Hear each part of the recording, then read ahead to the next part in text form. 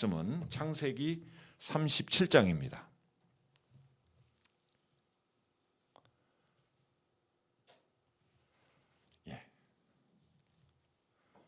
창세기 37장.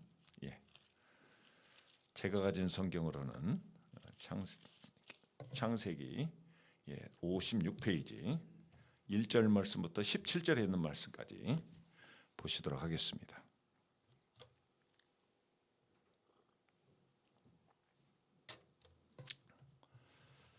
다 찾으신 줄 알고 제가 봉독해 드립니다. 야곱이 가나안 땅 곧 그의 아버지가 거류하던 땅에 거주하였으니 야곱의 족보는 이러하니라. 요셉이 17세의 소년으로서 그의 형들과 함께 양을 칠 때에 그의 아버지의 아내들 비라와 실바의 아들들과 더불어 함께 있었더니 그가 그들의 잘못을 아버지에게 말하더라. 요셉은 노년에 얻은 아들이므로 이스라엘이 여러 아들들보다 그를 더 사랑하므로 그를 위하여 채색옷을 지었더니 그의 형들이 아버지가 형들보다 그를 더 사랑함을 보고 그를 미워하여 그에게 편안하게 말할 수 없었더라. 요셉이 꿈을 꾸고 자기 형들에게 말하매 그들이 그를 더욱 미워하였더라. 요셉이 그들에게 이르되 청하건대 내가 꾼 꿈을 들으시오. 우리가 밭에서 곡식단을 묶더니 내 단은 일어서고 당신들의 단은 내 단을 둘러서서 절하더이다. 그의 형들이 그에게 이르되 네가 참으로 우리의 왕이 되겠느냐, 참으로 우리를 다스리게 되겠느냐 하고 그의 꿈과 그의 말로 말미암아 그를 더욱 미워하더니 요셉이 다시 꿈을 꾸고 그의 형들에게 말하여 이르되 내가 또 꿈을 꾼즉 해와 달과 11별이 내게 절하더이다 하니라. 그가 그의 꿈을 아버지와 형들에게 말하매 아버지가 그를 꾸짖고 그에게 이르되 네가 꾼 꿈이 무엇이냐? 나와 너의 어머니와 너 형들이 참으로 가서 땅에 엎드려 내게 절하겠느냐? 그의 형들은 시기하되 그의 아버지는 그의 말을 간직해 두었더라. 그의 형들이 세겜에 가서 아버지의 양떼를 칠 때에 이스라엘이 요셉에게 이르되 너의 형들이 세겜에서 양을 치지 아니하느냐? 너를 그들에게로 보내리라. 요셉이 아버지에게 대답하여 내가 그리하겠나이다. 이스라엘이 그에게 이르되 가서 내 형들과 양떼가 다 잘 있는지 보고 돌아와 내게 말하라 하고 그를 헤브론 골짜기에서 보내니 그가 세겜으로 가니라. 어떤 사람이 그를 만난즉 그가 들에서 방황하는지라. 그 사람이 그에게 물어 이르되 네가 무엇을 찾느냐? 그가 이르되 내가 내 형들을 찾으오니 청하건대 그들이 양치는 곳을 내게 가르쳐 주소서. 그 사람이 이르되 그들이 여기서 떠났느니라. 내가 그들의 말을 들으니 도단으로 가자 하더라 하니라. 요셉이 그의 형들의 뒤를 따라가서 도단에서 그들을 만나니라. 아멘. 17절 말씀까지 봉독해 드렸습니다. 우리 서로 한번 좌우를 보면서 한번 인사 한번 나누실까요? 우리 가정에서 또 우리 예배 드리는 우리 성도님들도 서로 가족들끼리라도 우리 함께 인사 나누시면 좋겠습니다. 네. 최근에 제가 들었던 어느 그리스도인의 이야기입니다. 이 노르웨이 사람인데 노르웨이는 여러분들 잘 아시다시피 유럽 가장 북쪽에 있는 이 가장 추운 땅이죠. 북극하고 가장 가까운 곳인데 그분이 이제 한 번은 기도를 하는데 지구 최북단의 항구인 노르드 곳에서부터 오히려 또 서쪽으로 더 60km나 떨어진 작은 마을인 잉위위로 가라고 하는 그런 하나님의 음성을 들었어요. 그러면서 하나님께서 그에게 그곳에 있는 학생들에게 신약 성경을 전달하라는 거였어요. 그래서 이분이 도대체 그 섬이 어떤 섬인가 조사를 해보니까 고작 해야 학생이 3명밖에 없어요. 근데 그 섬을 가기 위해서는 굉장히 매우 험난한 길이에요. 그래서 망설이는 겁니다. 굳이 학생 3명 때문에 내가 그 섬까지 가야 되나? 그런데도 하나님께서 계속 말씀을 하고 있기 때문에 하나님의 부르심 때문에 이제 산맥을 넘어서 몇 시간 동안 운전해서 섬으로 들어가는 배에 몸을 싣고 그리고 결국은 이제 그 섬에 도착을 합니다. 그리고 이제 그 아이들에게 조그마한 이제 빨간색 신약 성경책을 하나씩 선물을 해줘요. 그러니까 이제 그곳 학교의 선생님이 고맙다고 자기 방으로 초청을 해서 이제 다과도 대접을 하고 이렇게 차도 대접을 하는데, 그런데 그렇게 이제 담소를 나누고 있는 중에 문에서 노크 소리가 들려요. 그래서 열어보니까 한 학생이 고맙다고 이렇게 인사를 하면서 눈물을 글썽거리고 있었습니다. 그러면서 이렇게 인사를 해요. 와주셔서 고맙다는 인사를 왔어요. 지난 몇 주 동안 계속해서 예수님을 생각하고 있었는데 오늘 우리에게 이렇게 성경책을 주시기 위해서 이렇게 먼 곳까지 와주신 아저씨를 보면서 예수님이 저분을 보내셨구나라는 생각이 들었습니다. 그러면서 인사를 하러 왔다고 하는 거예요. 그래서 이분은 그때가 기회라고 생각을 하고 학생과 선생님들에게 복음을 전해서 그들이 예수를 영접하는 그런 놀라운 일이 벌어졌다고 합니다. 여러분, 우리가 상식적으로 생각을 해보면 고작 이 몇 명 데리고 내가 이 어려운 길을 가야 되나, 우리가 그렇게 생각할 수 있어요. 그러나 여러분, 하나님의 섭리는요, 한 영혼을 구원하기 위해서 엄청난 역사를 행하신다고 하는 거예요. 아마 여러분들 한 분 한 분을 하나님께서 구원하시기 위해서 하나님께서는 엄청난 섭리 가운데 역사를 아마 하신 줄로 믿습니다. 그래서 오늘 우리가 이 자리에 앉아 있는 거예요. 저는 그 이야기를 들으면서 존 오웬이라고 하는 분이 말했던 이 말이 생각이 나요. 세상에서 일어나는 모든 사건의 과정에는 교회의 유익을 위한 섭리에 의해서 좌우된다. 어떤 일을 계획하고 행하는 것은 인간이지만 그러나 그것의 성패를 정하는 것은 하늘이다. 여러분 믿으십니까? 우리가 비록 계획할지라도 오직 모든 계획을 이루시는 분은 하나님이신 것을 우리는 자만서를 통해서 이미 알고 있어요. 여러분, 그렇다 보면 우리가 살다 보면 좋은 일도 있지만 그러나 한편으로는 우리가 원치 않는 일들, 우리가 정말 우리에게 힘든 일들, 나쁜 일들도 우리에게는 주어진다고 하는 거예요. 그때마다 우리는 어떤 태도를 취하는지 한번 생각을 해보시죠. 우리가 어떤 상황은 받아들이는데 어떤 상황은 받아들이지 못할 때가 우리는 꽤 많다고 하는 거예요. 오늘 여러분들, 우리는 요셉 이야기를 이제 시작을 합니다. 그런데 요셉 이야기를 시작을 하면서 제가 지난 송구영신 예배 때도 말씀을 드렸지만 요셉 이야기는 하나님의 섭리가 그 요셉 이야기의 핵심입니다. 그래서 이번 한 해는 여러분들이 하나님의 섭리 가운데 어떻게 우리가 인생을 하나님께서 이끌어 가시는지 아마 이런 것들을 여러분들이 아마 영적으로 체험하리라 저는 생각을 해봅니다. 창세기에 보면은 4명의 족장들이 나와요. 아브라함, 이삭, 야곱, 그리고 오늘 본문의 주인공인 요셉까지 4명의 족장 이야기가 나오는데 이 4명의 족장 이야기에 그들을 선택을 했던 그 동기가 바로 원인이 무엇이냐면 창세기 11장에 나오는 바벨탑 사건이에요. 여러분, 이 바벨탑 사건이라는 것은 인간을 굉장히 불행하게 만든 죄가 어디까지 오르나라를 그 절정의 사건이 바로 이 바벨탑 사건입니다. 여러분들, 우리가 잘 아시다시피 노아 때 한번 세상은 심판을 당했어요. 하나님께서는 한번 심판을 당해서 더 이상 죄가 있는 이 땅은 결코 살아갈 수 없음을 우리는 분명히 알고 있음에도 불구하고 사람들은 그 기억이 까마득히 이제 잊어버리고 있는 거예요.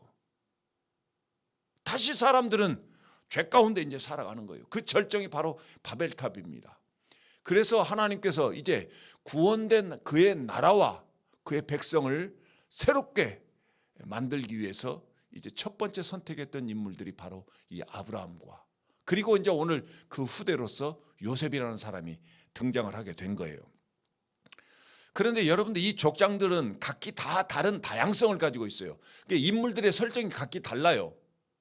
그런데 이 4명의 족장들에게 하나님께서 공통적으로 이루어 가시는 그 분명한 그 의미는 하나님의 계획에 따라서 그 인물들이 움직인다는 거예요. 예를 들어서 아브라함이라는 사람은 믿음이 어떻게 일어나는지, 믿음이 어떻게 갖게 되는 것인지 이런 것들을 우리에게 분명하게 대표적으로 보여준 인물이고, 또 이삭이라는 사람은 하나님의 뜻대로 살았을 때 그의 인생이 얼마나 복되게 풍성한지를 오늘 우리에게 보여주는 인물이 바로 이삭입니다. 그리고 야곱이라는 사람은 하나님께서 죄인을 어떻게 부르셔서 그를 어떻게 변화시켜서 그의 백성으로 삼으시는지를 분명하게 우리에게 보여주는 대표적인 인물이 바로 야곱이에요. 그리고 이제 오늘 본문의 주인공 이 요셉이라는 사람은 바로 고난의 과정 가운데서라도 하나님께서 그를 철저하게 섭리 가운데 인도하셔서 그를 하나님의 뜻대로 사용하시는 분이 바로 이 요셉이라는 인물이에요. 그러니까 네 명의 설정된 그 의도는 각기 달라요. 그러나 공통적으로 있는 것은 하나님의 계획대로 모든 사람들이 움직여 간다는 거예요. 바로 저와 여러분들도 바로 그런 의미가 있다고 저는 확신합니다. 우리가 하나님의 부르심을 받고 이 땅에서 살아가는 각각의 모습은 달라요. 그러나 우리 모두는 전부 하나님의 계획 가운데 부르셔서 그의 계획대로 우리는 움직여 가고 있다고 하는 것. 이건 저와 여러분이 다 동일한 하나님의 은혜 가운데 살아가는 모습이라고 할 수 있습니다. 여러분, 지난 송구영신 예배 때도 제가 말씀을 드렸듯이 요셉은 야곱이 제일 사랑하는 그의 아내 라헬의 소생입니다. 그러다 보니까 요셉에게 야곱이 다른 형제들에 비해서 더 각별한 사랑을 주었어요. 그러니까 아버지가 이제 편애를 한다고 생각을 한 것이죠. 그러니까 이제 형제들은 요셉을 시기하고 미워하기 시작을 했어요. 결국은 그 일로 인해서 요셉은 미디안 노예 상인에게 팔려서 애굽으로 이제 가게 됩니다. 그런데 여러분, 이게 굉장히 불행한 사건이죠. 그런데 여러분 한번 보세요. 창세기 15장에 보게 되면 하나님은 아브라함에게 이렇게 말씀하세요. 너의 자손이 이방에서 객이 되어 그들을 섬기겠고 그들은 400년 동안 내 자손을 괴롭힐 것이라 라고 하는 예언의 말씀이 결국은 요셉을 통해서 성취가 되는 거예요. 비록 우리에게는 요셉에게는 고난의 과정이고 불행한 사건이고 요셉에게는 굉장히 어려운 일이에요. 그런데 하나님은 그 어려운 일을 통해서도 하나님의 뜻을 이루어 간다고 하는 사실이죠, 여러분들. 이게 굉장히 우리에게 중요한 일이라는 겁니다. 이게 모든 역사는 하나님의 뜻대로 하나님에 의해서 진행이 되고 있다는 것을 오늘 우리에게 지금 분명히 보여주고 있어요. 오늘 여러분들, 오늘 이 요셉이 형들로부터 시기를 받고 미움을 받고 결국은 애굽으로 팔려게 된 결정적인 동기는 요셉의 꿈이었습니다. 오늘 본문을 보니까 요셉은 이제 두 번의 꿈이 우리에게 지금 소개가 되고 있어요. 하나님께서 이제 요셉에게 주신 꿈이 이렇습니다. 요셉을 고난 가운데 처하기도 하고 때로는 요셉이 그 고난으로부터 벗어나게 하는 그런 양면성이 이 꿈을 통해서 지금 드러나고 있다고 하는 거예요. 다시 말씀드리면 꿈 때문에 요셉은 지금 고난을 받잖아요. 그래서 그 꿈이 요셉에게 고난이라는 어려운 시간을 허락한것과 동시에 한편으로는 그 고난 때문에 요셉이 엄청난 하나님의 역사를 이루어가는 그런 일들을 우리는 앞으로 볼 수가 있다고 하는 겁니다. 그래서 여러분들 살아가면서 우리에게는 좋은 일도 있고 우리에게는 안 좋은 일, 특히 원치 않는 일들이 우리에게는 인생이 많아요. 어찌 보면 내가 기대하는 인생보다는 내가 조금 힘들고 어려운 인생들이 우리 가운데는 더 많단 말이죠. 그런데 그 어렵고 힘들고 원치 않는 일 가운데도 반드시 하나님의 섭리는 분명하게 우리 가운데 역사하실 줄로 믿습니다. 그러기에 우리를 분명한 뜻이 있기에 하나님께서는 그런 환경도 우리에게 주시는 거고 그런 상황도 우리에게 주신다고 하는 거예요. 반드시 하나님의 목적대로 우리 인생이 진행이 된다는 거. 또 그것 때문에 우리는 때로는 고난을 받을 수 있어요.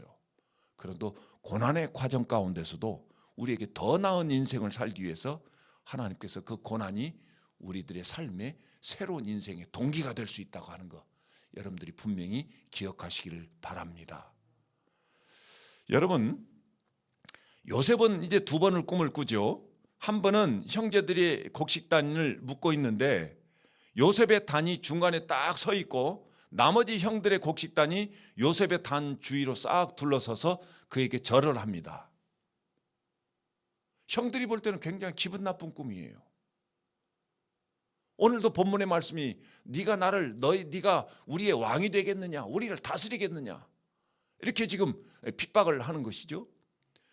그런데 요셉은 또 요셉에게 두 번째 꿈이 이루어져요. 하늘의 해와 달과 열한 별들이 요셉에게 절하는 꿈을 꾸는 거예요. 야곱도 사실은 그 꿈을 듣고 상당히 기분이 언짢았던 걸 오늘 본문을 통해서 우리는 볼 수 있어요. 그런데 여러분들, 형제들과 야곱의 차이가 하나가 있어요. 형제들은 그 꿈을 듣고 기분 나빠서 요셉을 더욱더 미워하고 시기하고 더욱더 죽이려고 하는 마음을 품었지만, 그러나 야곱은 하나님을 평소에 만났던 사람이기에 그 꿈을 그냥 단순하게 꿈으로 받아들이지 않고 그곳에서 하나님의 뜻을 야곱은 발견하고, 오늘 본문 말씀을 보니까 오늘 이렇게 말씀하세요. 11절 말씀에 한번 보죠. 그의 형들은 시기하되 그의 아버지는 그 말을 간직해 두었더라. 뭔가 한 번 더 깊이 생각하는 거예요. 아, 그 꿈속에는 하나님의 뜻이 분명히 있을 것이다. 왜? 이게 바로 하나님을 만난 사람들의 태도인 줄로 믿습니다. 쉽게 내 감정대로, 내 일반 상식대로 움직이지 않고 철저하게 하나님 중심으로 생각하는 모습이 야곱과 형들이 다르다라는 거예요. 그동안 우리는 이제 일반적으로 볼 때, 오늘 본문을 해석할 때 요셉을 향한 아버지의 편애와 그 꿈 이야기들을 통해서 요셉이 지혜롭지 못했다.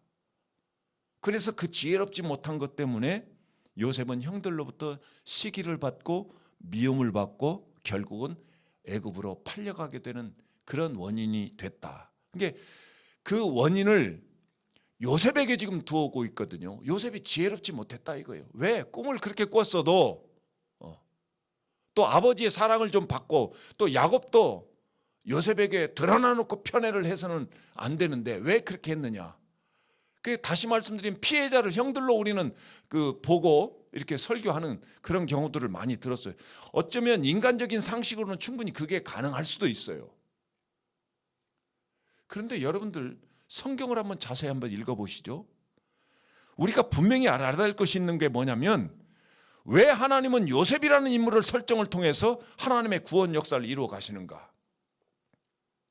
이걸 우리는 분명히 잊어서는 안 됩니다. 자, 무엇입니까? 성경에서 설정된 요셉이라는 사람은요, 고난을 통해서 성숙한 인물로 설정이 돼요. 다시 말씀드리면 요셉이라는 사람은 성격상 대충 살지 못하는 사람이라는 거예요. 매사에 하나님 앞에서 철저하게 그의 책무를 다한 인물로 설정이 되고 있어요. 오늘 여러분들 말씀 한번 볼까요? 오늘 말씀을 보니까 여러분 한번 보세요. 자, 12절 말씀해 보시죠. 그의 형들이 세겜에 가서 아버지의 양떼를 칠 때에 이스라엘이 요셉에게 이르되 너의 형들이 세겜에서 양을 치지 아니하느냐? 너를 그들에게 보내리라. 요셉이 아버지에게 대답하여 내가 그리하겠나이다. 이렇게 대답을 해요. 자, 또 여러분들 2절 말씀에 한번 볼까요? 야곱의 족보는 이러하니라. 요셉이 17세의 소년으로서 그의 형들과 함께 양을 칠 때에 그의 아버지의 아내들 비라와 실바의 아들과 더불어 함께 있었더니 그가 그들의 잘못을 아버지에게 말하더라. 자, 여러분, 여기에 우리는 분명하게 말씀에 한번 집중을 한번 해보십시다. 오늘 성경은요, 요셉이 지혜롭지 못한 걸로 인해서 미움을 받고 시기를 받아서 애굽으로 팔려간다고 성경은 분명히 그렇게 말씀하지 않습니다. 여러분, 요셉이 오늘 고난을 받은 이유는 요셉의 잘못이 아니라는 거예요. 자, 무엇입니까? 성경은 그 어느 곳에서도 요셉의 경솔함 때문에 요셉이 고난받았다고 말씀하시지 않아요. 그것은 우리 인간의 생각으로, 우리 인간의 삶의 관점으로, 죄된 모습으로 그것을 성경을 왜곡해서 해석하는 것뿐이에요. 여러분, 요셉이라는 사람은요, 하나님 앞에서 바르고 살고자 하는 성품을 지녔어요. 이것 때문에 사실은 고난이 요셉에게 주어진 겁니다. 성경이 지금 우리에게 말씀하시고 싶은 것이 바로 이런 거예요. 어떤 상황이든지 요셉과 같은 성품을 가져야만이 세상의 그 어떤 유혹으로부터 흔들리지 않고 벗어나서 믿음을 가질 수 있음을 성경은 오늘 요셉이라는 인물 설정을 통해서 우리에게 지금 말씀하고 싶은 거예요. 우리가 그럼 믿음을 어떻게 가져야 될 것인가? 여러분, 요셉이 이 고난을 받은 몇 가지 이유가 있는데, 하나는 뭐냐면 야곱으로부터 요셉에게 주어지는 임무는요, 그 형들을 감시하라는 거였습니다. 자, 오늘 본문 말씀을 보니까 12절 13절 보니까 세겜에 가서 형들이 이제 양을 치고 있는데 네가 그들에게 좀 다녀와야겠다는 것은 그들을 다시 세겜에 가서 감시를 하고 어떻게 잘하고 있는가를 좀 보고 나에게 말을 해줘라, 그겁니다. 그런데 여러분, 여기서 중요한 것은 뭐냐면 요셉에게는 적당이라는 것이 없어요. 오늘 본문 말씀을 보니까 요셉은 이제 아버지의 명령을 듣고 이제 세겜으로 건너갑니다. 그런데 여러분들, 세겜에 가보니까 형들이 없어요. 그러면 대충 사람들은 내가 세겜까지 왔는데도 불구하고 형들이 없으니까 없겠구나, 아버지에게도 얼마든지 가서 내가 세겜을 가봤는데 형들이 없더이다. 요셉은 책임을 다한 거예요. 그런데 오늘 본문 말씀을 보니까 어떻습니까? 형들을 찾아서 물어 해가지고 도단까지 가 있는 그 형들을 가져서 끝까지 거기 가서 거기에 도달하는 요셉을 볼 수가 있습니다. 바로 이게 요셉을 하나님께서 설정한 요셉이라는 인물이 과연 어떤 인물이고, 왜 우리는 하나님 앞에서 이런 요셉과 같은 성품으로 우리는 살아야 될 것인가를 오늘 우리에게 지금 말씀해 주세요. 여러분, 오늘 15절에서 17절 말씀 보니까 그런 내용들이 있어요. 세겜이 없으면 없구나 라고 그냥 돌아갈 수도 있어요.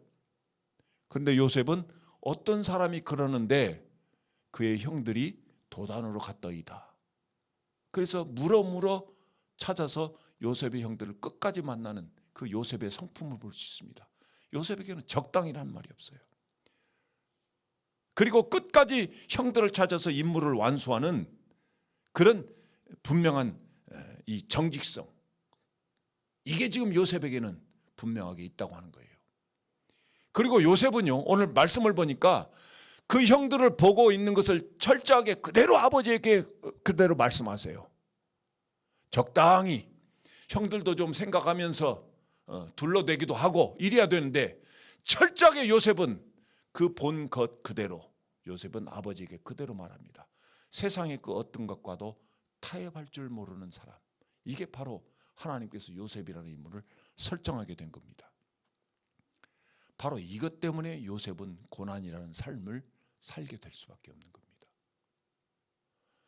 여러분, 우리 그리스도인들이 고난이라는 삶을 살게 되는 가장 근본적인 이유가 바로 여기 있습니다. 우리 주님도 고난의 길을 걸어갔던 이유가 바로 여기 있습니다. 철저하게 주님은 세상과 야합하지 않고 철저하게 하나님의 뜻대로 그의 사역을 펼쳐갔을 때 바로 유대 기득권 세력들이 바로 주님을 고난으로 이끌어 가셨던 모습들을 우리는 볼 수 있습니다. 비록 우리가 고난을 받을지라도 하나님 앞에서 정직하게 적당히 행하지 않고 철저하게 자기 책임을 감당하며 세상의 그 어느 것과도 타협하지 모습으로 살아갈 때 비록 고난이 있을지라도 반드시 하나님은 그런 사람들을 쓰실 줄로 믿습니다. 저는 우리 교회가 바로 이런 교회가 되기를 주님의 이름으로 축복합니다. 또 여러분, 요셉이 고난을 받았던 분명한 이유 한 가지가 있는데, 그것은 요셉이 꾼 두 차례의 꿈과 관련된 겁니다. 그럴 때 앞서도 말씀드렸듯이 형들의 태도와 야곱의 태도를 한번 보시죠. 야곱은요, 그 인생을 통해서 엄청난 하나님을 만난 사람입니다. 감정적으로는 오늘 기분이 나빠요. 자, 10절 말씀 한번 볼까요? 그가 그의 꿈을 아버지와 형들에게 말하며 아버지가 그를 꾸짖고 그에게 이르되 네가 꾼 꿈이 무엇이냐? 나와 너의 어머니와 너의 형들이 참으로 가서 땅에 엎드려 너희에게 절하겠느냐? 야곱 역시도 여러분들 기분 나빠요. 감정적으로는 받아들이기 어려워요. 그런데 오늘 11절 말씀 한번 보시죠.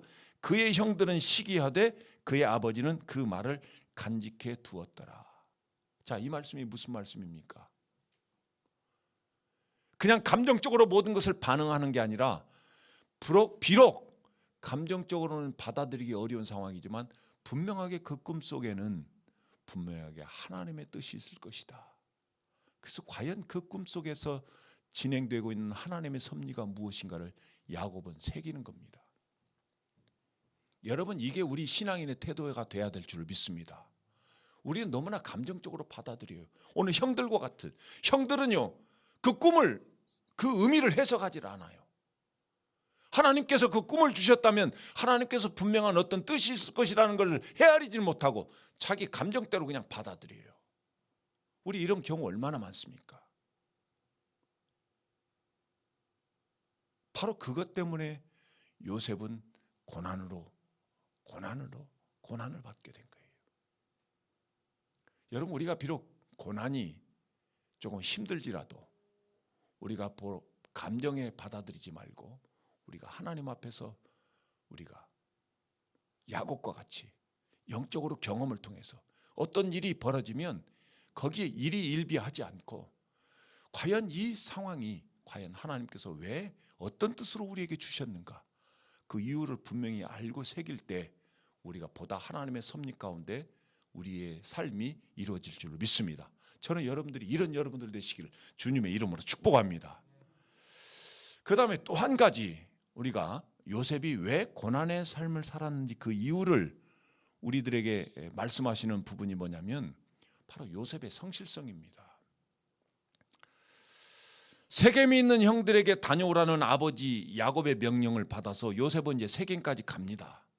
앞서도 말씀드렸듯이 세겜에 도착을 해보니까 요셉의 형들은 세겜 땅에 없어요. 그냥 돌아갈 수도 있습니다. 내가 세겜까지 가봤는데요, 세겜에 형들이 없어서 그냥 왔습니다. 그래도 충분한 이유가 됩니다. 그런데 요셉은요, 아버지의 명령은 세겜까지 가라는 것이 명령이 아닙니다. 아버지의 명령은 철저하게 그 형들을 만나서 형들이 어떻게 지금 양들을 치고 일을 하는지 그것을 직접 보고 오라고 하는 것이 아버지의 명령이에요. 바로 여기에 우리는 주목해야 될 필요성이 있다고 하는 거예요. 그런데 우리는 상황이나 여러 가지 조건에 의해서 자꾸 명분을 부여해서 우리 자신의 피할 길을 자꾸 찾는 게 우리들이 인간들의 모습이에요. 그런데 하나님께서 요구하시는 진정한 믿음의 사람은 하나님의 뜻대로 성실하게 하나님의 뜻을 그대로 준행하는 그런 믿음의 사람들을 하나님께서는 오늘도 찾고 계신다고 하는 거예요. 저는 바로 우리 성도님들이 바로 이런 하나님이 찾는 사람들이 되시기를 주님의 이름으로 축복합니다. 그럴 때 하나님께서 더욱더 우리를 크게 사용하실 줄로 믿습니다. 저는 오늘 이 말씀을 보면서 저 자신의 신앙에 대해서, 저 자신이 하나님 앞에서 사역을 어떻게 감당하는지를 한번 체크를 해보는 거예요. 아, 하나님, 내가 하나님 앞에 명분이나 어떤 합리적인 어떤 이유를 들어서 피할 길을 찾고 있나 아는지, 있지는 않은지, 그런 것들을 저는 한번 생각해 볼 수 있었어요. 여러분, 우리 이 한동대라고 하는 대학을 여러분들이 아마 잘 아실 것입니다. 기독교 공동체에서 설립한 대학인데, 이 한동대에 이제 많은 특징들이 있는데 그 중에 하나가 뭐냐면 시험을 이 무감독 시험을 치러요. 어느 한 학생이 이제 한동대를 다니고 있는데 뭔가 이렇게 좀 사람들이 주변에 있는 것 같으면 그냥 양심대로 하는 것 같이 시험을 치르다가도 이게 무감독 시험이고 이제 아무도 없다고 생각하면 이 친구는 이제 양심대로 시험을 치르지 않아요. 그리고 이제 군대를 가죠. 그래서 군대를 전역을 하고 다시 이제 복학을 해서 다시 다니고 있는데 친구들이나 선배들이 하는 행동들을 보니까 자신의 행동이 부끄럽게 생각이 되더라 이 말이에요. 근데 한 번은 기도를 하고 있는데 하나님께서 그렇게 그에게 말을 하는 겁니다. 네가 양심을 어기면서 얻었던 더러운 이익은 원래 네 것이 아니다. 네 것도 아닌 오물통에 빠진 10원짜리 동전을 얻기 위해서 네 손에 더러운 오물을 묻히겠느냐. 하나님께서 그것을 생각나게 하더란 겁니다. 그동안 이 청년은 자신이 양심을 버리면서 점수를 잘 맞기 위해서 가진 수단을 썼던 이유는 자신에게 다가올 이 불이익이 싫어서 자신들은 양심을 버렸던 거예요. 정직하게 행하지를 못했던 것이죠. 주변 여러 가지 여건이나 이런 것들을 통해서 자신들을 자꾸 어떤 불이익을 받기 싫어서. 그런데 이 청년은 이제 하나님께 그 말씀을 듣고 주변에서 자꾸 조롱을 해요. 굳이 그럴 필요 없어. 시험 점수 잘 받아야 우리가 취직도 잘하고 뭐 할 거 아니겠느냐. 그냥 그런 대로 해. 그런데도 이 청년은 그의 하나님의 말씀을 깨닫고 결국은 그때부터 자신은 어떤 누가 보든지 간에 보지 않든지 간에 하나님 앞에서 양심을 지켰다고 살아가는 고백입니다. 그런데 이 청년이 고백했던 것 중에 참 중요한 것이 제가 인상이 깊었던 게 뭐냐면 그렇게 깨달음부터 그렇게 사는 것이 자랑스러워할 일도 아니고 지키는데 힘들 일도 아니었다는 거예요. 생각이 바뀌니까 굳이 자기를 자신의 의지를 막 꺾으면서까지 그렇게 힘들게 하지 않아도 얼마든지 이런 일을 할 수 있었다는 거예요.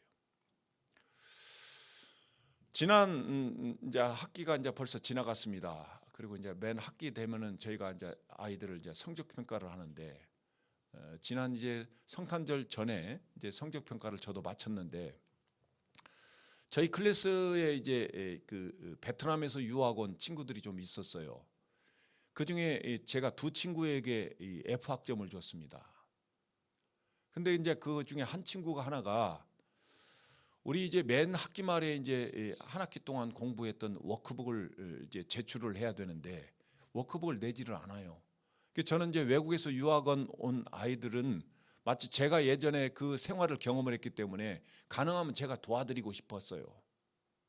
그래서 좀 내용이 좀 부실하다든가 그러면 제가 가르쳐 주어서 쓰게 만들고 해서 좀 도와주고 그랬는데 이 친구가 워크북을 제출하지 않아서 워크북 좀 제출해 주세요. 몇 번을 연락을 해요. 그랬더니 결국은 워크북이 도착을 했는데 다른 사람의 워크북을 그대로 카피해가지고 그대로 보낸 거예요. 그래서 내가 그 친구에게 문자를 보냈어요. 이 워크북은 학생으로서 부끄러운 일이다. 내용이 부실하든 뭐하든 다시 워크북을 써서 내게 보내라. 그러면 내가 그걸 보고 정상을 참작해서 감안해서 평가를 잘 하도록 하겠다.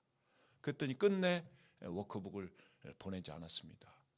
그래서 저는 비록 유학생이고 F를 맞게 되면 어떻게 되는 거 알면서도 그 학생을 F를 주지 않을 수가 없었습니다. 여러분, 우리 그리스도인들이 과연 어떻게 살아야 될 것인가? 여러분, 요즘 코로나로 인해서 우리는 신앙생활에 많은 지장을 지금 받고 있어요. 우리가 예배를 마음대로 드릴 수가 없습니다. 찬양을 마음대로 할 수가 없습니다. 목장에서 우리 지체들끼리 모여서 음식을 나누면서 정말 초대교회 성도들이 하나님 안에서 은혜를 서로 나누며 그렇게 깊은 주 안에서 정을 쌓아가는 사랑을 서로 공유하는 이런 일들을 우리가 지금 못해요. 정부에서는 자꾸만 방역수칙을 지킬 것을 자꾸 권고하고 있는 상황이에요. 우리 역시도 교회의 사회적 책임 때문에 우리도 그 방역수칙을 지키지 않을 수가 없어요. 온라인 예배를 드리라고 정부에서는 계속 우리에게 자꾸 권고지만 압박 아닌 그런 권고를 하고 있어요. 자, 그런데 우리는 어떻게 지금 행하고 있는 것인가? 우리 자신의 마음을 한번 들여다 보시기를 바랍니다. 어떤 목사님은 온라인 예배가 제2의 종교 개혁이라고 하는데 한국의 유명한 목사님이 말씀하세요. 자, 다른 교회들은 다 온라인 예배를 드린다는데 우리도 좀 적당히 하면 안 되나? 여러분, 저도 얼마든지 그러고 싶어요. 왜? 모든 교회들이 다 온라인 예배를 드리고 정부에서도 방역수칙 잘 지키면서 온라인 예배를 드리라고 하니까 저도 온라인 예배를 드려도 아무 문제 없습니다. 그런데 여러분, 예배는요 결코 하나님 앞에서 그 어떤 상황과도 타협할 수 없는 게 바로 예배인 줄로 믿습니다. 그렇게 저는 예배는 결코 양보할 수 없는 영역이에요. 내가 예배는 하나님 앞에 드리는 거예요. 저는 정부의 방역수칙 철저하게 지킵니다. 20명 이내 줄이라. 제가 2번, 3번 분리를 해서라도 저는 예배를 드립니다. 근데 여러분들 우리 성도들의 모습을 한번 보시죠. 어떻습니까? 다른 데도 다 온라인 예배 드린다는데 우리도 그냥 온라인 예배 좀 드리면 어때? 여러분 저 그거 가지고 굳이 크게 큰 문제를 삼지는 않아요. 근데 정말 우리가 이 일 때문에 때로는 고난을 받을 수도 있어요. 어려워요. 저도 역시 지금 고난을 받고 있는 거예요. 왜?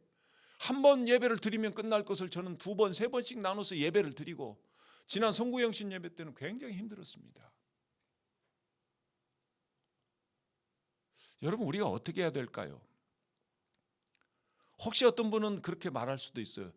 저 목사님 좀 유별난 거 아닌가? 그럴 수도 있습니다.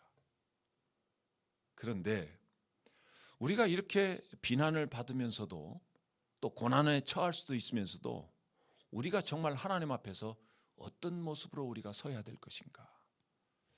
오늘 한번 생각을 한번 해보시죠. 여러분 하나님의 나라는요 어느 한순간에 이루어질 수 없는 겁니다. 우리에게는 그때그때 주어지는 수많은 상황들이 모아서 우리는 하나님의 나라를 이루어가는 거예요.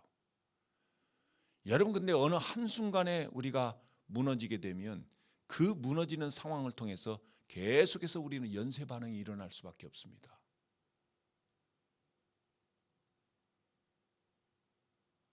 여러분 우리 신앙은요 하나님께서 우리에게 요구하시는 신앙은 적당이라는 게 없습니다. 우리는 하나님 앞에 성실해야 됩니다. 요셉은 그것 때문에 지금 고난 가운데 처한 거예요. 그러나 고난 가운데 역사하시는 그 하나님의 섭리 우리는 분명히 알고 있습니다. 바로 그 고난을 통해서 그것을 잘 감당할 때 하나님의 섭리는 우리로 하여금 엄청난 그의 나라를 이루어 가시는 그런 사용이 되는 그런 사람으로 요셉을 사용했듯이 바로 그런 사람을 우리는 하나님께서 우리를 사용하실 줄 믿습니다. 저는 이것을 분명히 확신하고 여러분들도 분명히 확신하기를 바랍니다. 여러분 지금 어려운 상황이에요. 앞으로도 코로나가 언제까지 갈지 몰라요. 이럴 때일수록 우리는 코람데오 하나님 앞에서라는 종교 개혁의 정신을 다시 한번 우리 생각해 봤으면 좋겠어요. 여러분 지금 우리가 원하는 일도 있고 원치 않는 일도 있어요. 그러나 어떤 상황이든지 하나님은 다 그 속에서 역사하신 줄로 믿습니다. 그래서 철저하게 하나님은 우리를 온전히 이끌어갈 때 우리가 그 뜻에 순응하면서 성실하게 최선을 다해서 하나님 앞에서 우리가 한다면 하나님이 반드시 여러분들을 하나님께서 은혜 가운데 풍성하게 부어주실 뿐만 아니라 하나님의 뜻을 이루는 귀한 모습으로 하나님께서 사용하실 줄 믿습니다. 또 우리 교회가 이렇게 될 때 하나님의 은혜로 더욱더 풍성하게 하나님의 비전을 이루는 교회가 될 줄로 믿습니다. 저와 여러분들이 바로 이런 여러분들 되시기를 특별히 오늘 2021년 이제 시작하는 첫 번째 우리 오늘 신년 주일인데 2021년도에는 우리가 그렇게 갔으면 좋겠어요. 하나님 우리가 철저하게 하나님 앞에 적당히 행하지 않고 성실하게 예배든 기도든 뭐든 하나님 앞에 최선을 다할 때 하나님께 쓰임받는 귀한 우리 교회가 되기를 바랍니다. 이렇게 우리 기도하면서 결심하면서 오늘 신년 주일을 보내는 귀한 여러분들 되시기를 주님의 이름으로 축복합니다.